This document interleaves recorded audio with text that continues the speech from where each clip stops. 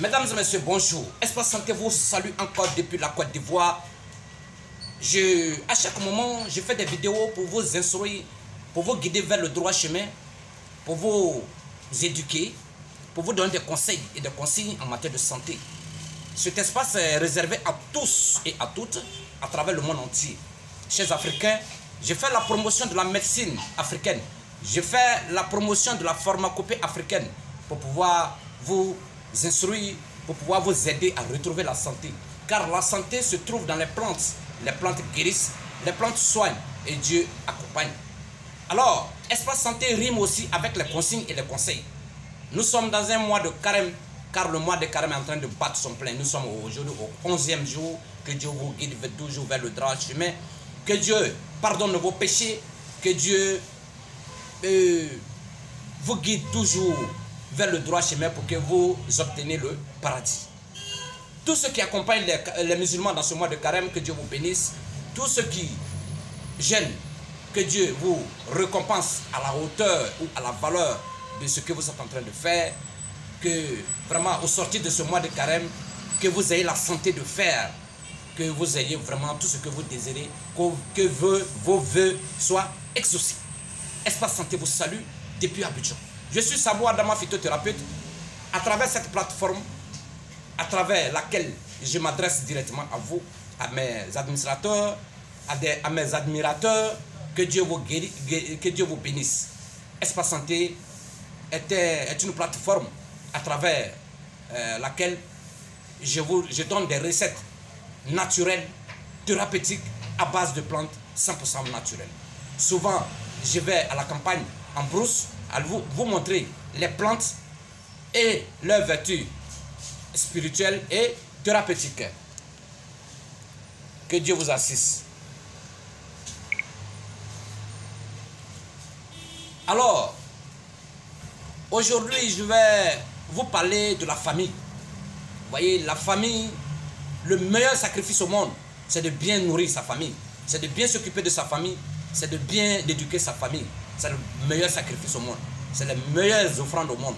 Quand vous voulez être à l'aise dans la vie, occupez-vous bien de votre famille. Nourrissez bien votre famille. Voilà. Cherchez, donnez le minimum vital à votre famille. Vous allez voir que Dieu va vous accompagner. Vos prières seront exaucées. Dieu va pardonner beaucoup de vos péchés. Parce que nourrir une famille, ce n'est pas une chose facile. Que Dieu vous donne les moyens pour que vous puissiez nourrir vos familles, pour que vous puissiez vous occuper normalement de vos familles. Alors, comme je vous dis à chaque moment, la famille est considérée comme un gouvernement. La famille est considérée comme un État. Vous voyez, dans cette famille, on a 3 catégories de personnes qui sont très importantes. Le chef de famille, l'épouse et les enfants. Le chef de famille est considéré comme le chef de l'État. L'épouse est considérée, occupe beaucoup de places ministérielles. Et les enfants sont considérés comme le peuple. Alors, comment ça se passe? Le chef d'État, c'est celui qui cultive. C'est celui qui va au champ. C'est celui qui travaille. Il est considéré automatiquement comme le ministre du Travail. Le ministre du Travail et le ministre de l'Environnement. Vous voyez, il est le ministre du Travail parce que c'est lui qui travaille. Il est le ministre de l'Agriculture. C'est lui qui cultive. Il est en même temps le ministre de l'Agriculture et le ministre du Travail. Celui qui donne l'argent à la maison, c'est le chef de famille. Il est automatiquement le ministre des Finances. Vous voyez, celui qui protège la famille, c'est le président. C'est-à-dire le président conjugal. Le chef d'État conjugal. C'est-à-dire le chef de famille. C'est lui qui protège la famille. Automatiquement, il est le ministre de la protection. Vous voyez, c'est extraordinaire. C'est comparable. Il faut comparer comme ça. Vous allez comprendre facilement les choses. Vous voyez, c'est celui qui dirige la famille, il est en même temps le dirigeant de la famille. Vous voyez, c'est comme un gouvernement. Il est en même temps le chef d'État conjugal de la famille. Donc, c'est lui qui occupe ses postes. Alors, quant à l'épouse, c'est elle qui s'occupe de l'intérieur de la maison. Tout ce qui se passe à la maison, c'est la femme. Donc, elle est considérée comme le ministre de l'Intérieur. C'est la femme qui s'occupe des enfants. Leur éducation, leur habillement, leur nourriture. Voilà, l'enfant a mangé, c'est l'épouse.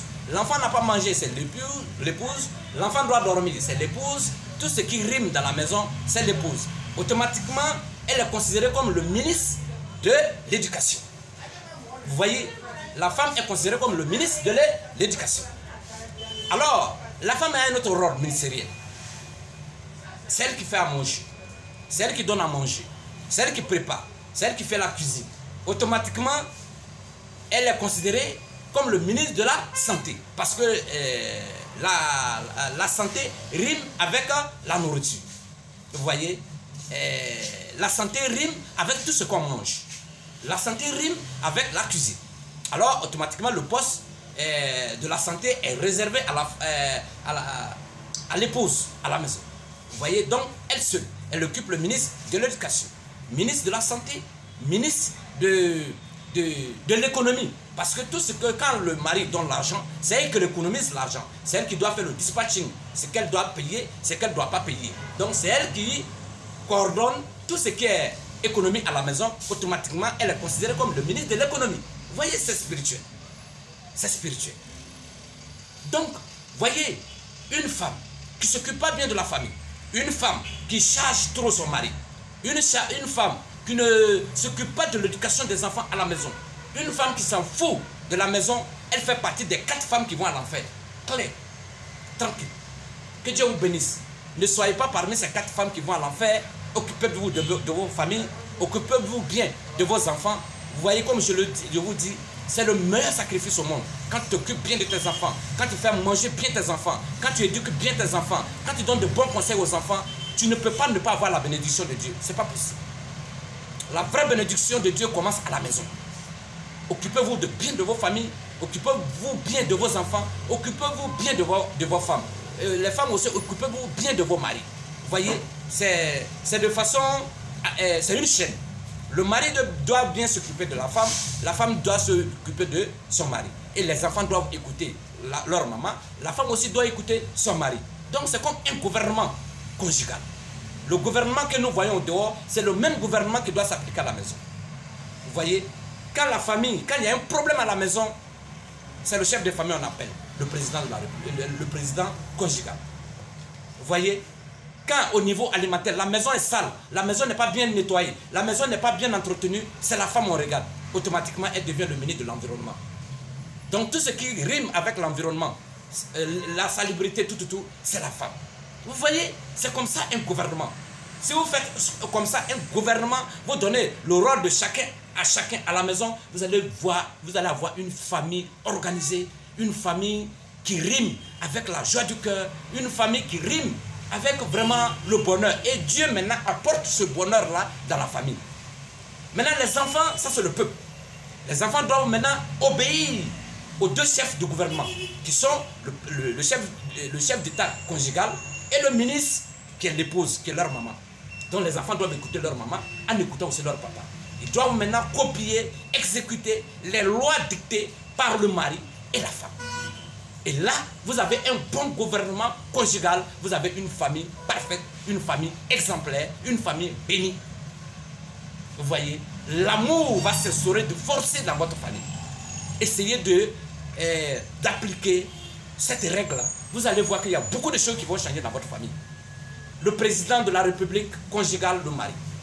Le ministre de l'éducation, ministre de la protection, ministre de la santé, ministre de l'économie, c'est la femme. Le peuple, c'est les enfants. Vous voyez, c'est extraordinaire. Que Dieu vous bénisse. Espace Santé vous salue. Depuis Abidjan, je vous donne toujours des recettes. Mangez moins gras, moins sucré, moins huileux pendant ce mois de carême, pour qu'au sortir de ce mois de carême, vous pétez la forme. Parce que le jeûne est thérapeutique. Le jeûne permet à l'homme d'augmenter le système immunitaire. Le jeûne régénère les cellules. Le jeûne règle beaucoup de problèmes de santé dans notre organisme. Il n'y a pas un médicament qui est plus puissant au monde pour augmenter le système immunitaire que le jeûne. Parce que le jeûne permet à l'organisme de se débarrasser de beaucoup de toxines. Et au sortir du mois de carême, vous revenez très jeune. Parce que ça retarde même le vieillissement précoce de la peau. Parce que le corps se débarrasse de beaucoup de toxines pendant le mois de carême. Je parle de ceux qui font le carême de façon sincère. Que Dieu vous bénisse. Que Dieu vous donne un mois de carême bien fait. Que Dieu vous récompense à la hauteur des valeurs à la hauteur de votre action. Que Dieu vous bénisse. Bon mois de carême. Espace Santé vous salue depuis Abidjan. Merci, à bientôt.